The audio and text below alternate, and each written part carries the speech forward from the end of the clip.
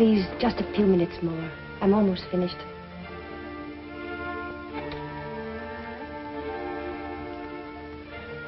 Will you please give this letter to the warden? It's from Mr. Finch. I will.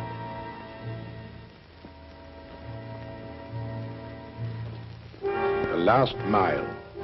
The last long walk to the death chamber and eternity. An eye for an eye. A life for a life. It is so written.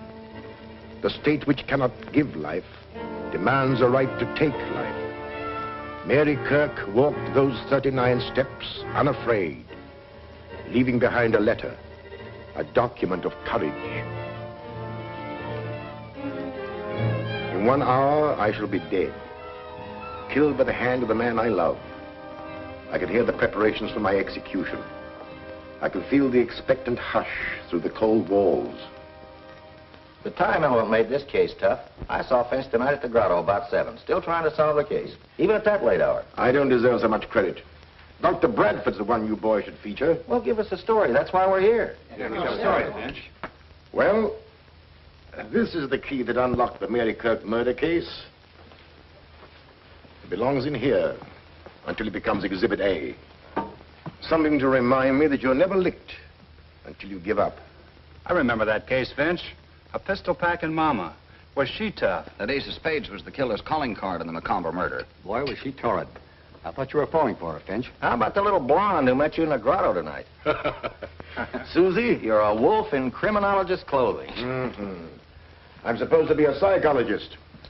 Well, boys, here's the story. Starting at the beginning. Some of you may not know that part. Well, none of us knew you were in on it until after the trial. I'll begin with the night I met Brad, Dr. Bradford. I dropped into the grotto for a drink.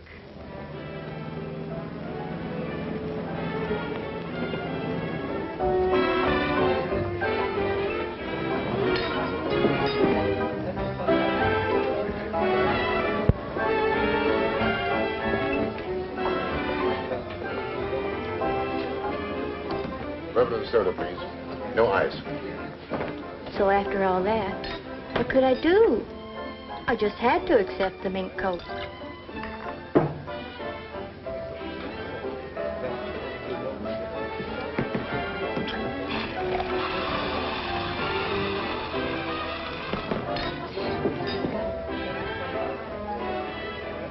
Oh, I'm sorry. That's all right. Hang on with me. You know about the bird trying to fly with one wing? Bradford's the name. Dr. Dwight Bradford. When I had friends, they called me Brad. My name is Finch. Waiter. Waiter. 2 more of the same. Bob, we've had enough. I want a drink. Put that thing down and get me a drink.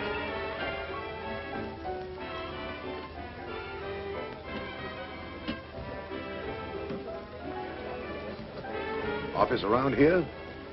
No, I'm not a practicing physician. I'm doing some research. You're lucky. Doing something you like. Aren't you? Charles Finch, the criminologist. I've seen your picture in papers. I keep insisting that I'm a psychologist. And I say I'm a scientist, but I haven't proved it yet. That's not all. I've got another job. Have to. Scientists rarely make a living. But I don't talk about it.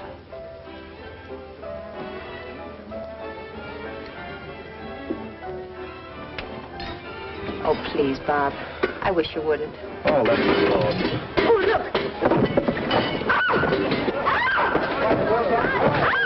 All right?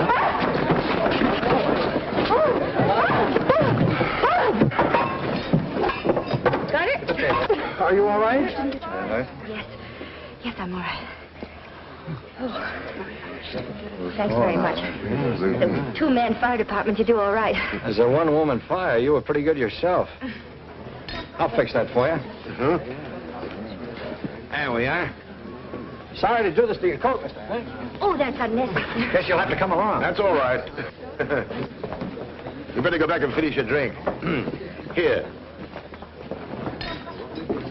Excuse me. Good night. The fire department's taking me home. Oh.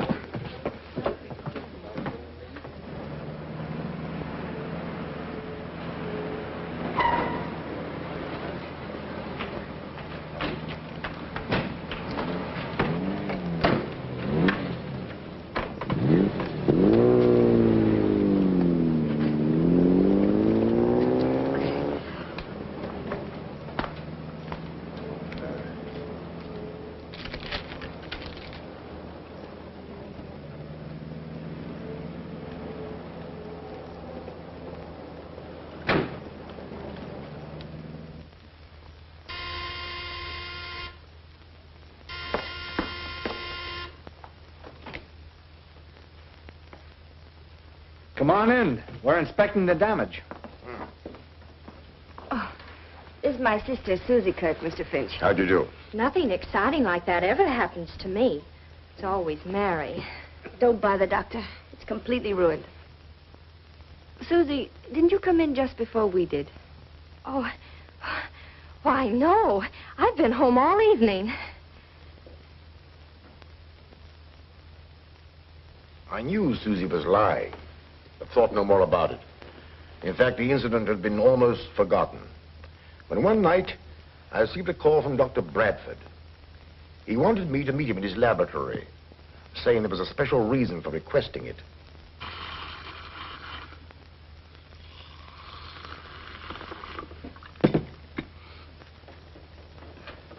Mr. Finch, I wanted to tell you some of the things I'm doing. Bourbon and soda, isn't it? And no ice? No ice. Pardon me. A few months ago, the papers and magazines carried some surprising stories about the celebrated Dr. Ziegfeld, who has since died. He claimed he had revived animals after they had been dead for some time. Yes, I read about it. Now, from my own research, I'm convinced he was right. And I'm determined to carry on his work. The very essence of life, I believe, clings to cells and is held in the heart of atoms for an indefinite length of time, depending somewhat upon how we meet our end. If you could find some way to bring people back from that borderland, you'd be one of the world's great benefactors. Take, for instance, a case of death by drowning. Or electrocution. I told you I had a job I dislike, that I hate. I'm the executioner for the state. I'm the man who throws the switch to kill those condemned to die. That's not what one might call a pleasant job, but in your case, I can understand it. Not only that, but I must work. It costs quite a lot to run this laboratory, and I have to have money. And I suppose you have opportunities to study those who have been legally put to death. Only with limits. Permission must be obtained. There's a lot of red tape, and properly so. This is undoubtedly an imposition, but I simply had to talk it over with someone. You're a criminologist and a psychologist. Here's to Mary. And to me. You don't mean it. My congratulations. Not so fast. What will she think when I tell her about my job? I don't believe any psychologist could answer that without knowing Mary better. Depends entirely upon her temperament. She might understand. Regard the matter with a complete objectivity. And she might loathe me. Finish your drink and come with me. I can't stand the suspense any longer. I want you to have dinner with us tonight at the grotto, if you will. Of course. Here's to luck. Good luck.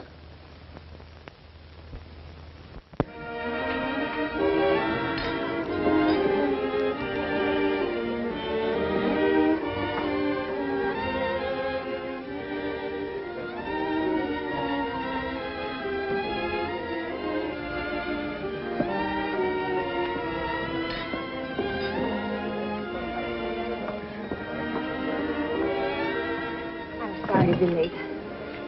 How are you, Mr. Finch? Glad to see you again. A man named Richard was telephoning Suzy, and he was so insistent that I was trying to find out where she was. Did you leave a message for her? Yes, I did. I left word where she could find me. Mary, Would you care for a drink? I'd like a cup of coffee. Coffee. Waiter, bring the lady a cup of tea, please. I said coffee. Coffee. She said coffee. Mary, this is probably the strangest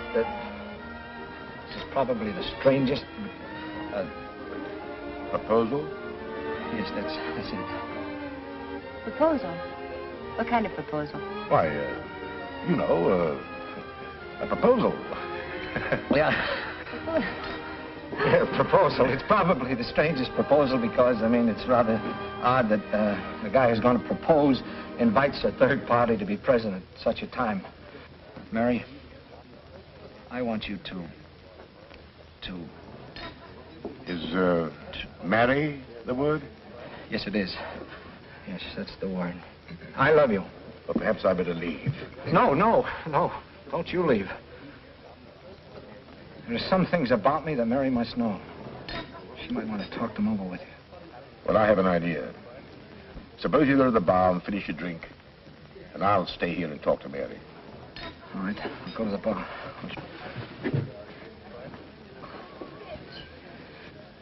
Give me a high rye ball. We're all out of high rye balls. How about a German with ginger ale? German, then. Yeah. German. If you could look upon Dr. Bradford merely as an instrument of the law. Oh, but surely he could get another job. If he loves me. He does love you. And we might get him another job, as you suggest. In fact, I already have an idea that might work out. But, Mary, try to understand that his chief reason for holding this position is because through his prison association, he had opportunities for investigation. Oh, but I couldn't, Finch. I simply couldn't. Look, he'd be leaving me at night, and I'd wait, watching the clock, knowing that when the hour came, Brad would... Oh, I couldn't.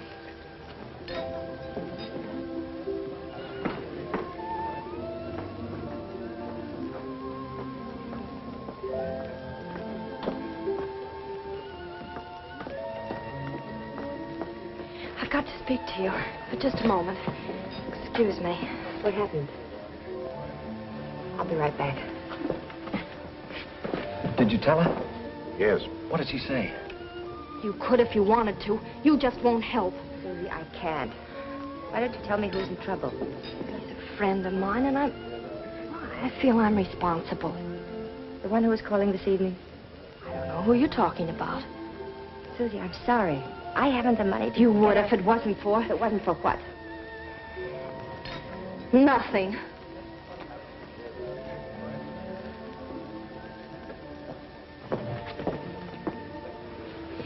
Your sister seems upset.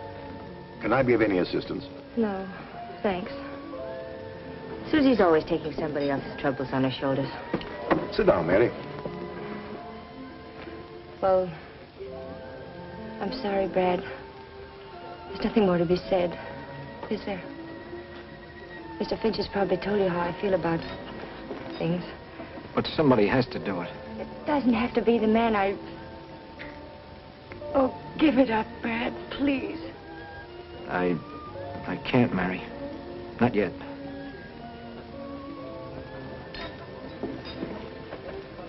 Take me home, Brad.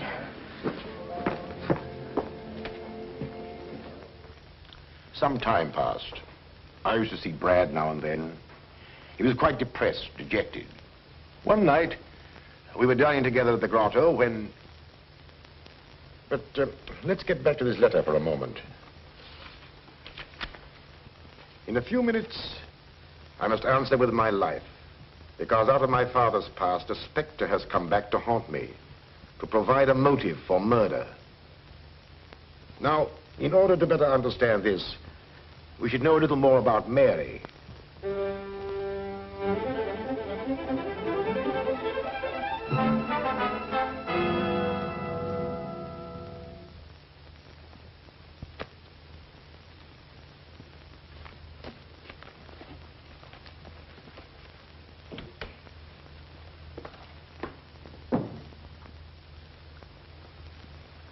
Yes, all right. Oh, Miss Kirk? Mr. Gregory, I've got to find some filing space. And these papers are very old. Can't we destroy them or store them someplace?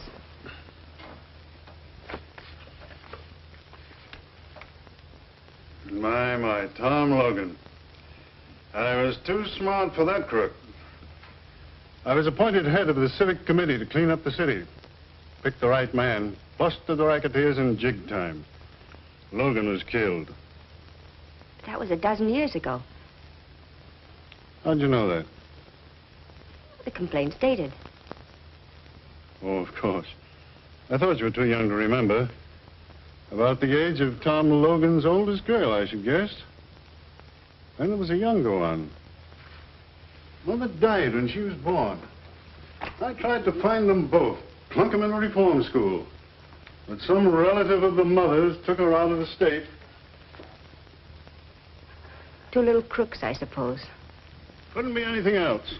Blood will tell. I pride myself on the fact that everyone working for me in my bank comes from the right people. I've personally examined their backgrounds and know they can all be trusted. What about me? You're the one exception. However, Frank Ross, my oldest friend, recommended you. His word's good enough for me. You've been with me for 5 years, and you wouldn't be in this confidential position if you hadn't shown the right stuff. Thank you, Mr. Gregory. What about the papers? You can get rid of them. No use of cluttering up things with these records. I've got a whole scrap of newspaper clippings at home. I'll take care of these the first thing in the morning. And if there's nothing more, I'll go home now. All right, good night.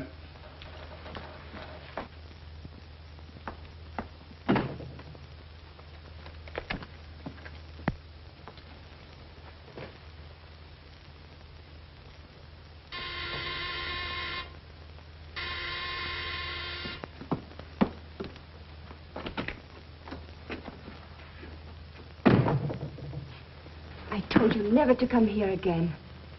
I don't want Suzy to know. Now, slow down. I got good news for you. I'm leaving town. I'm taking up a little collection from some of my friends and thought maybe you'd like to contribute. I haven't got much. You've taken almost I helped everything. Tom Logan plenty when the going was rough. And that's something you wouldn't want me to tell Mr. Gregory. But think it over. It'd be worth a lot to you, wouldn't it, if you never saw me again?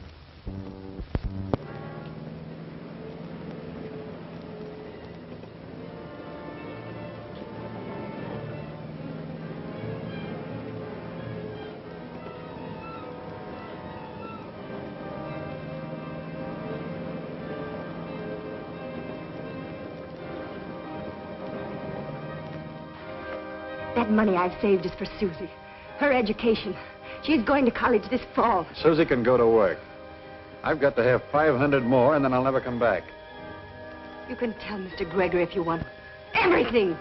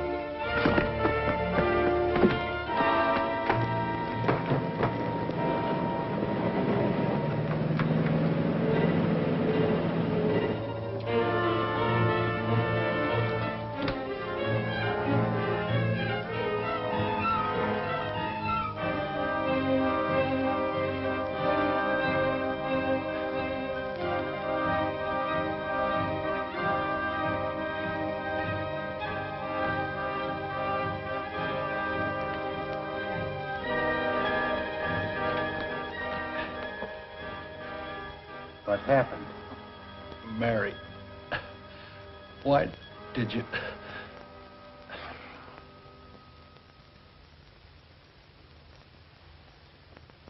He says somebody named Mary done it.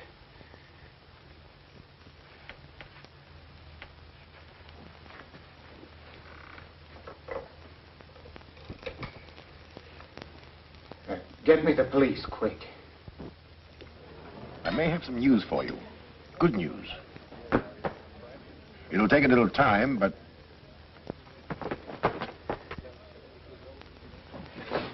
Mary, what's happened? Oh, I was hoping I could find you here. Something dreadful's happened.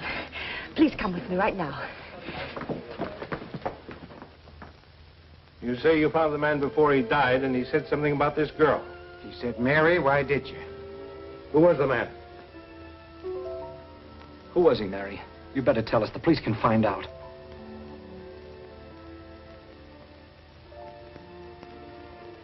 Oh, Brad.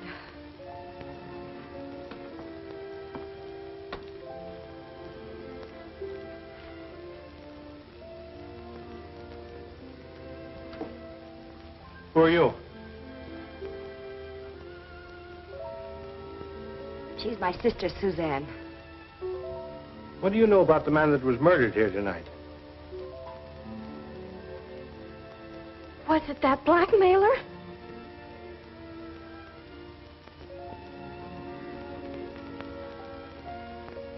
His name was Willis Millen.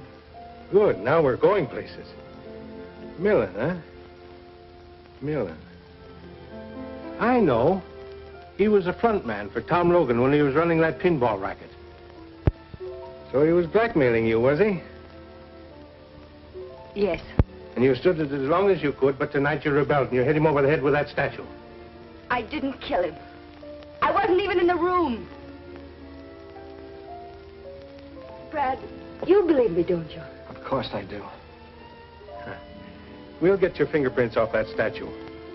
You'd rather expect to find her fingerprints on it, wouldn't you? This is her home.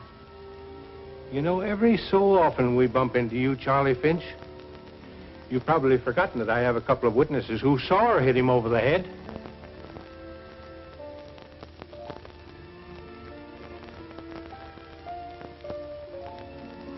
I'm afraid I'll have to ask you to come to headquarters, Miss Kirk.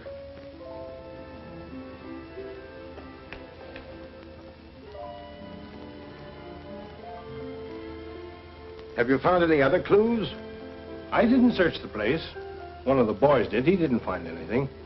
This isn't one of those tough cases that depends on clues. Perhaps. In my experience is there's no such thing as a sure conviction, not even when there's a confession. The girl claims she didn't do it. Perhaps you'll need a key to unlock a mystery before you're through, Sergeant. It'll take more than a key to get her out of jail.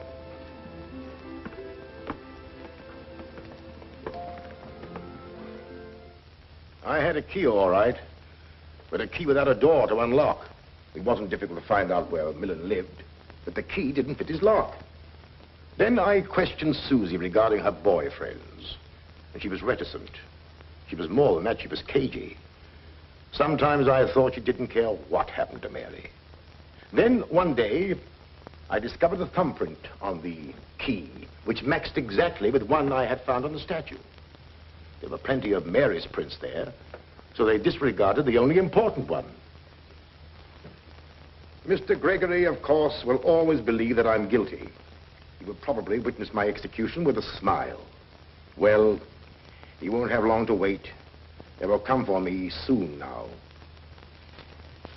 I went to see Gregory. Your interest in this case, Mr. Finch, is, in my opinion, entirely unwarranted. The shame and humiliation this has brought upon me is almost unbearable. I can't hold my head up again. I can understand your emotion, Mr. Gregory, but it's the girl who's going on trial for her life. Tom Logan's daughter. That's the bitter pill I have to swallow. If you could in some way help me to clear her, you'll be helping your own case at the same time. How are you? Well, being human, I feel very sorry for Mary Kirk. Much more to be said. I don't blame those people at the trial. It was all against me. I lived a nightmare of days.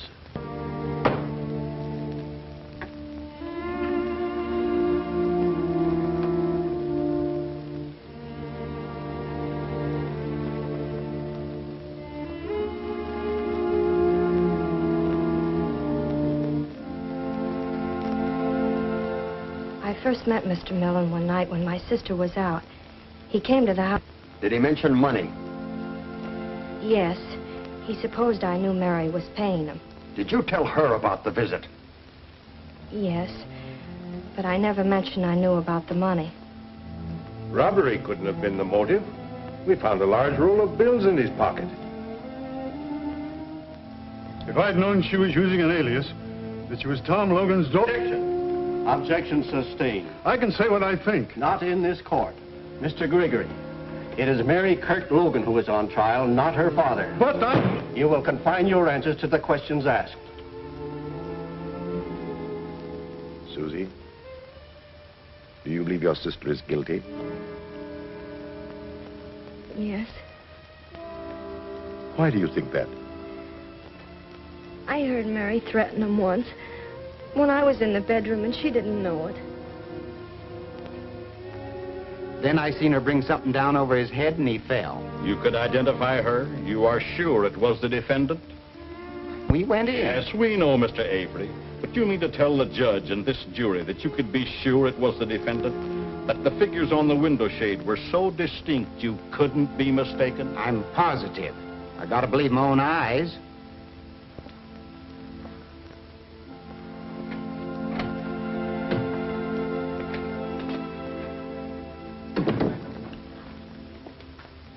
only one thing to do. Put Mary on the stand. Perhaps her sincerity will convince some of them. When I came out of the bedroom, I saw no one. He was lying there. I wanted to get help.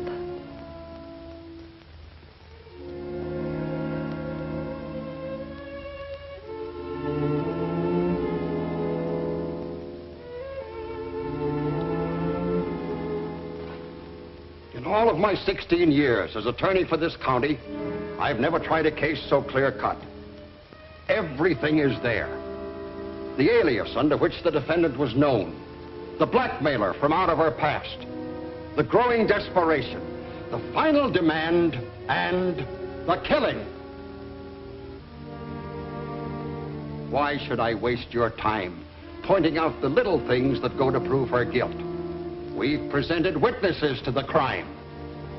This is a question of honesty. Human beings can be mistaken. 2 witnesses have sworn they identified the defendant. But it is possible, through the confusion of rapid action silhouetted on the window shade, that they could be wrong. I put the defendant on the witness stand so you could judge her honesty. If she were dishonest, she could have claimed Millen attacked her and she struck him in self-defense. She didn't claim it because she was telling the truth. We find the defendant guilty, as charged. On the night of April 15th at 11 o'clock,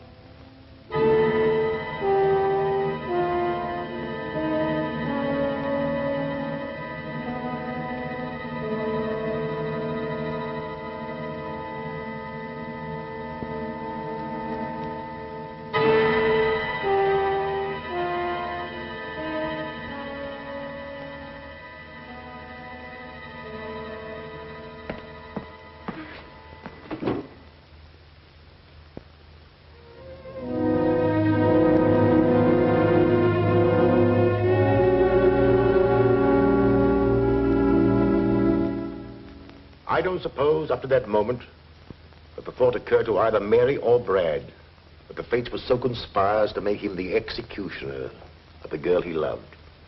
Yet fantastic, inhuman, call it what you will. Each read the thought in the other's eyes. Bradford could have refused. That is true. However, he didn't. Perhaps he hoped to bring her back to life after she'd been declared legally dead. Up to this point, there was nothing unusual as murder cases go. But a strange psychological change was taking place, as you will see. Except for Brad and me, I don't suppose there was a single person who believed her innocent. Neither did the boys who've been covering murders for years. Now, if you'd been in my place and believed her innocent, what would you have done? Gone after Suzy.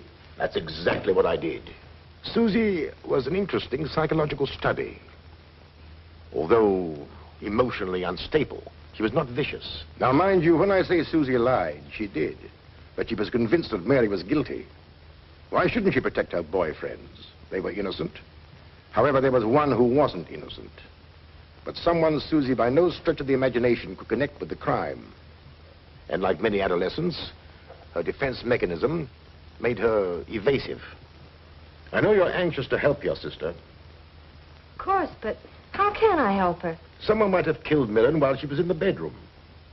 I suppose they could. But Mary said she didn't see or hear anyone. Someone who got in the back door, through the kitchen.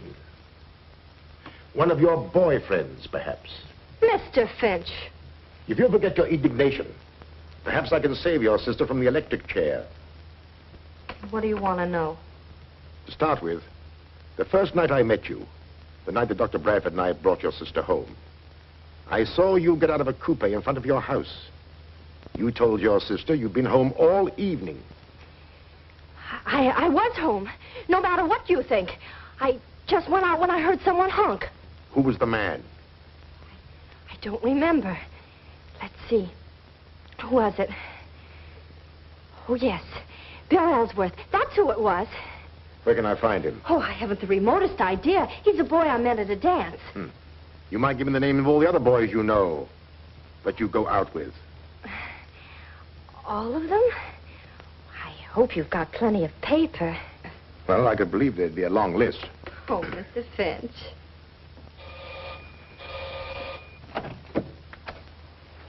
Good morning. Does Bill Ellsworth live here? He does when he's home, but he's been in South America for over a year. I thought so. Excuse me.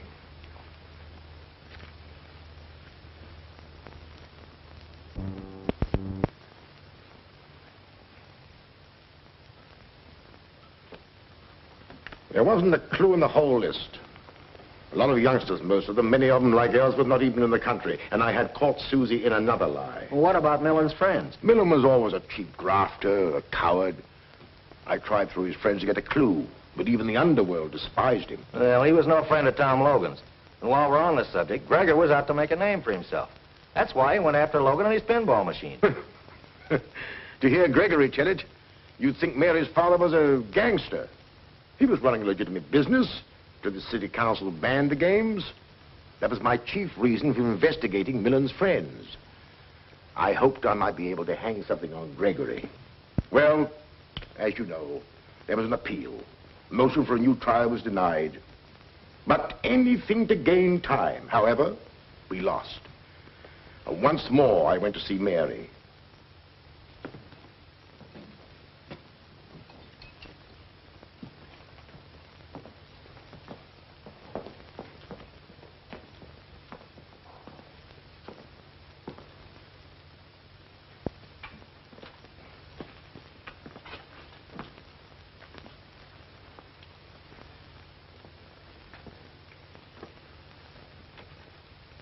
Not yet. Is there trouble in finding someone with a motive? Do you remember the night you came out of the grotto to meet Brad and me, and you were late? You said some man had been telephoning Suzy. Do you recall his name? No, I don't. It was a first name. I never heard Suzy mention him before. But try. Try what it was. What did he say? Well, he didn't say much. He was excited and said, tell her... Yes? I can't remember. Perhaps this will help. When Suzy came into the grotto, what did she say? Did she use his name? No, all she said was that she had to have some money. And I tried to find out what it was for, but she wouldn't say. She wanted me to lend it to her. How much did she want? $1,000. You and Brad were there at the time. I didn't feel I could pursue the subject. I just told her I couldn't let her have it. Someone, a man Suzy knew, had to have $1,000. Maybe she'll remember that. I'll come again, Mary. Call me tonight, will you? Anything new from Finch? No. But he's still at it. And he's the best man in the country. It's good to have a friend like him. I wish I could help as much. If I could only do something. You've done everything anybody could. You know I love you, Mary. And you believe me, don't you? I do.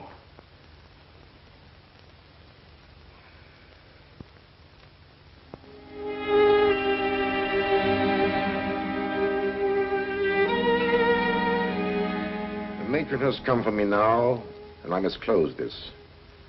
But I want to tell you something it will be difficult for you to believe. Incredible as it may seem, as the hour of our execution approached, Mary became resigned to the fact that Brad was the executioner for the state. To quote her, "I wanted to be Brad. I know now how the women of our western plains must have felt when facing death at the hands of savages." By a process of reasoning, she became to regard Brad, the executioner, as but one small cog in the machinery of the law by which he was doomed to die. The jurors that voted for conviction and the judge who passed sentence were far more responsible, in her opinion. Well, she's right, but who'd expect a woman to be that logical? That brings us to tonight. At the grotto. And Suzy. The usual. No ice. Yeah, just the man I want to see. Any last-minute developments in the Mary Kirk case? Nothing. 7 o'clock. Guess the execution will come off on schedule. At 11. You asked me to meet you here? Oh, yes. And you're right on time. Come on. Let's find a booth. Finch is still trying. I talked to that little dame, and she doesn't know anything. And I mean anything. And coffee. Suzy, I don't believe you are consciously sending your sister to the electric chair, but I am positive that you hold the key to the murder. If you bring that subject up again, I'll leave. You've lied to me several times. Whom are you protecting? Sit down. If you attempt to leave, I'll take you to jail for questioning. Jail? Yes, jail. Now, whom are you protecting? You're protecting someone, and I believe that that man killed Millen. I'm not protecting anyone. I've got a right to some privacy. Oh, do you think I'd keep anything back if I thought it would save Mary's life? Let me be the judge of that. Suzy, seemingly unimportant things are sometimes of the greatest importance to the trained investigator. Of course you want to save Mary, but you're working on the assumption that she's guilty. You told me that. I don't believe she is. Oh, I'll tell you tomorrow everything I know. You'll see then how unimportant. Oh, please don't do that. It makes me nervous. Oh, of course. But tomorrow will be too late. I just happen to know something which doesn't concern anyone in the world but...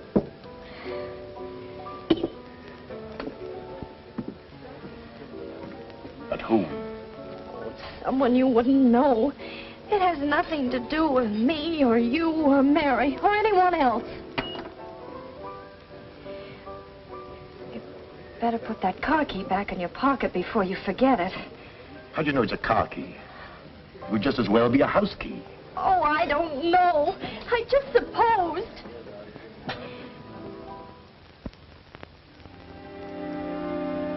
No message for me? No, sir. Mr. Finch hasn't telephoned. Not since early this afternoon. It was nice of him to give me hope. Nothing from... No, Doctor. She didn't ask for someone else to take my place? No, sir.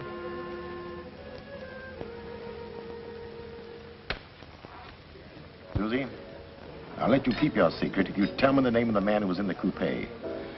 The one you said was Bill Ellsworth. I said that because it was none of your business. I never dreamed you'd check up on me. Who was it? That key belongs to the man who was in the coupe. I'm sure of it. What's his name?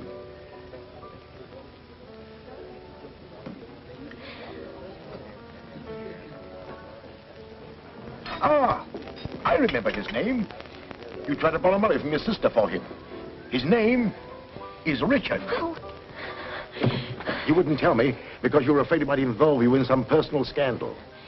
He was very close to you, wasn't he? Am I right? No.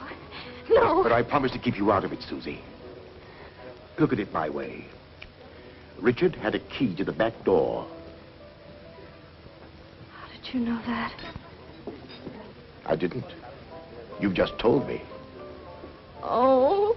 Needing money desperately, he got into the kitchen. He saw the roll of bills that Millen had, and... He couldn't possibly have done it. I'm convinced that he did. Otherwise, how could his car key have been on your floor? Oh, how horrible. But it's too late. He's leaving town tonight. Alone? Or with somebody else? Oh, he wouldn't do that. Don't be too sure. Do you think we can find him, Suzy? We can't. It's too late, I tell you. We can't. Come on. Let's try. Here's where he keeps his car. Is he getting away in it? Yes, that's what he said.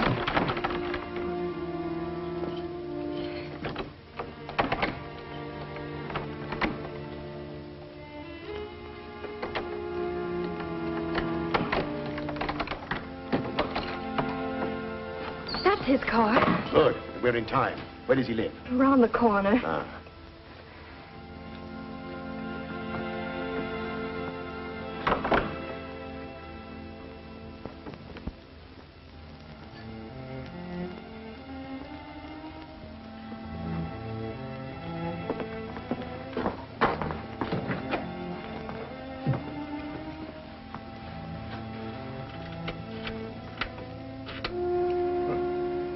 key fits all right.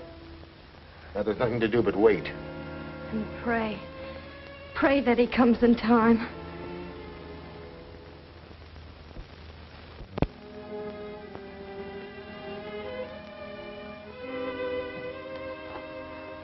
What time is it?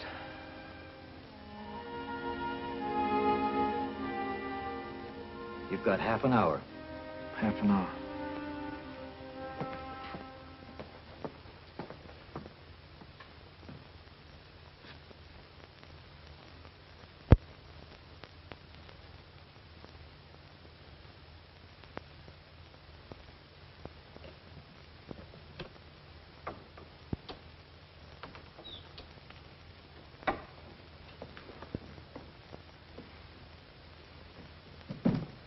Richard. Suzy. What are you doing here? I just had to see you before you left. I needn't have gone if you'd got me that money. Why didn't you grab Millen's money when you had a chance? Where were you? I protected you. Now you're deserting me. You're letting my sister die. Why, you... Stand where you are. All right, out. Quick.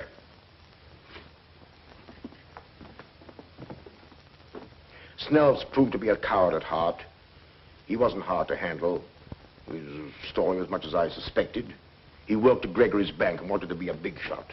So he stole some money and tried to cover it up. Then he stole some more to make his first theft good, and so on. Suzy was flattered by his attentions and tried to get some money from Mary for him.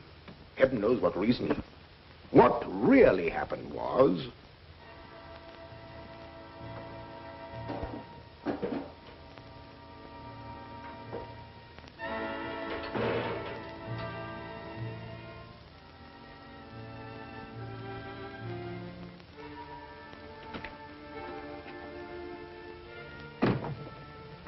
Never to come here again. I don't want Suzy to know. Now, slow down. I got good news for you. I'm leaving town. I'm taking up a little collection from some of my friends and thought maybe you'd like to contribute. You've taken I helped Tom Logan plenty when the going was tough. And that's something you wouldn't want me to tell Mr. Gregory. That money I've saved is for Suzy. Her education. She's going to college this fall. Suzy can go to work. I've got to have 500 more, and then I'll never come back. You can tell Mr. Gregory if you want to. Everything!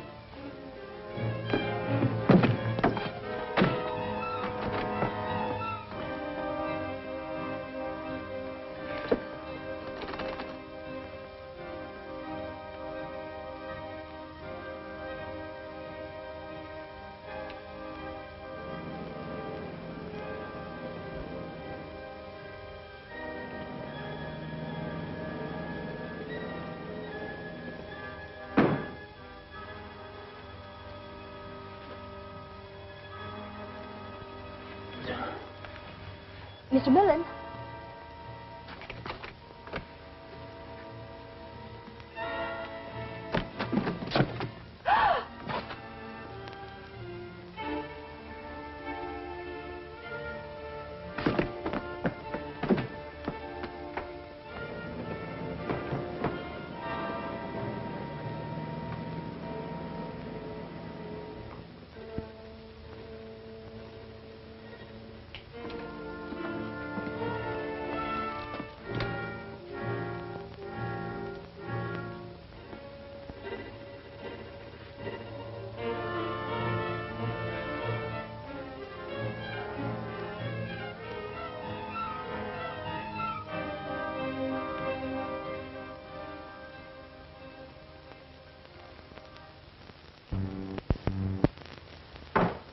Until Gregory hears this. Hello? Get me Governor Harrison on the phone. What? And hurry. It's a matter of life and death. Try the executive mansion. He told me he needed... Hello? Out? Well, find him. All right, we'll try there. Governor Harrison had a broadcast tonight. His wife doesn't know where he went from there. Oh, yes? Is Governor Harrison there? Left 10 minutes ago. Did he go home? Did he have anybody with him? Just his chauffeur. Thank you. Suzy, Get on that telephone and keep trying. The police here will help you. Tell Mrs. Harrison who you are, and then we have a confession. We're fighting against time. Get me a motorcycle escort. I'm going to try and convince that warden if I can get there in time. Oh, couldn't you telephone him? He won't listen to anybody but the governor. That's the law. But if I can see him, I might get him to delay the execution. Oh, I'll get the governor somehow.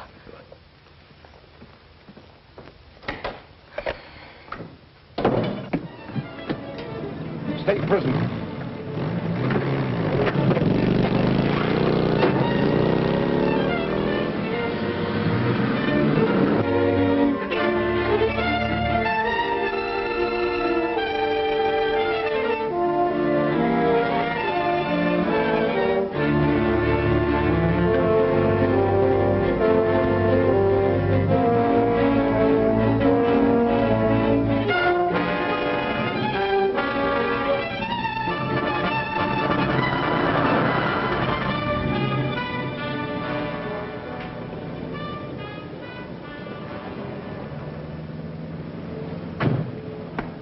What are we doing here, Denny?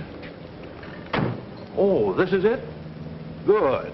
It's not a very nice place for a governor to be seen, but it's... Hush, Jennings. Nice places, as you call them, never have the kind of sandwiches I like.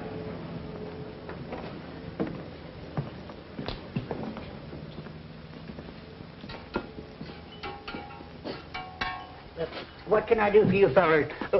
Oh, excuse me. I just listened to you on the radio, Governor Harrison. It sure was a swell speech. Thank you. Now, could you make us a couple of Denver sandwiches? Smothered in onion. I'll make you the best ones you ever eat.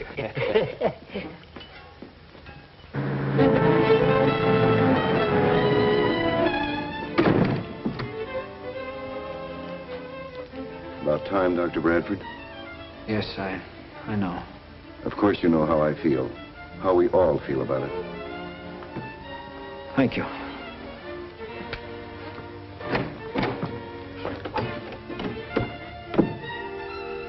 There's always the millionth chance the governor will intervene. I'll be right by the telephone, sir.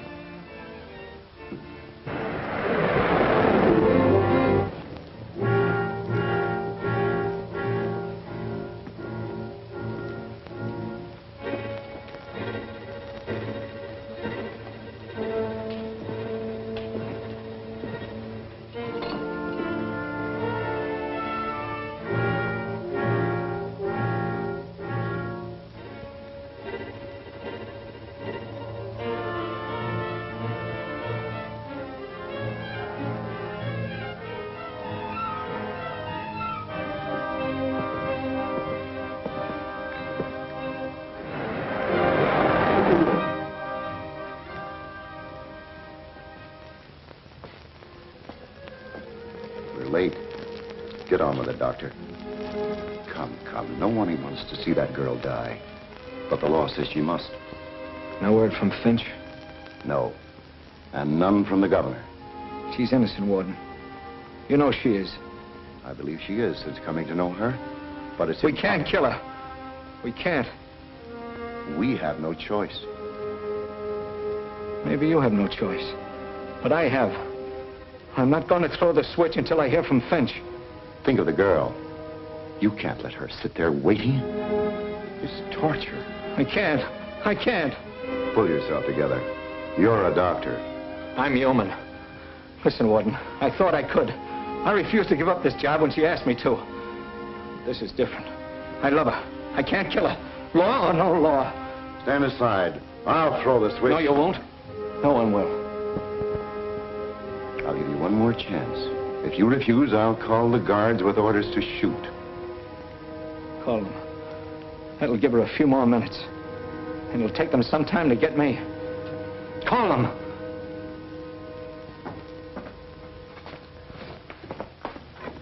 Listen to me and you'll have the scoop of the year. We've got Snell's confession. My sister's innocent. Help me. Please. I'll give you one last chance. Come on.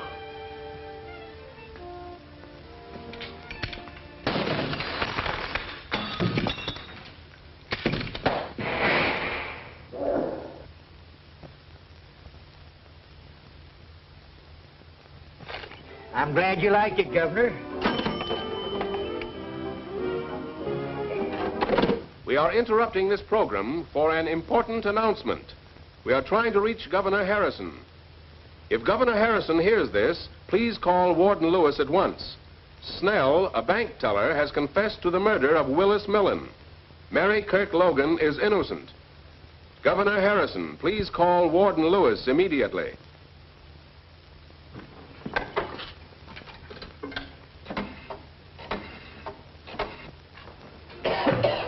Just keep him here until I come out. Yes? Yes, sir. It's the governor. Stop, Warden! The governor has stayed the execution. A bank teller by the name of Snell has confessed. The governor hasn't all the facts, but is satisfied it's so. Thank heaven Dr. Bradford saved her. Is the governor on the wire? Yes. Release her. Pull yourself together, Brad. And bring Mary to me as soon as you have her released. The warden gave me this when I was leaving. That letter'd be worth a nice piece of change to my paper. Sorry, Max. It doesn't belong to me.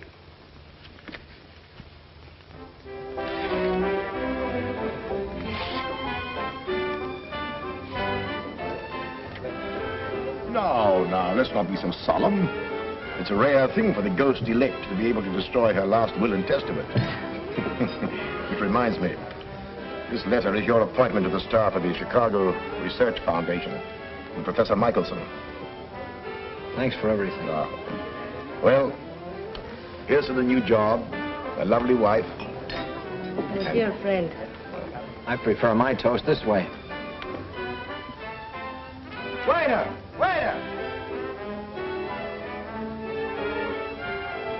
Put that thing down and get me a drink. Please, Bob. You've had enough. I want a drink.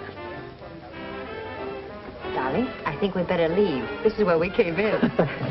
You coming? No, I think I'll stay. I still have my overcoat, and you never can tell.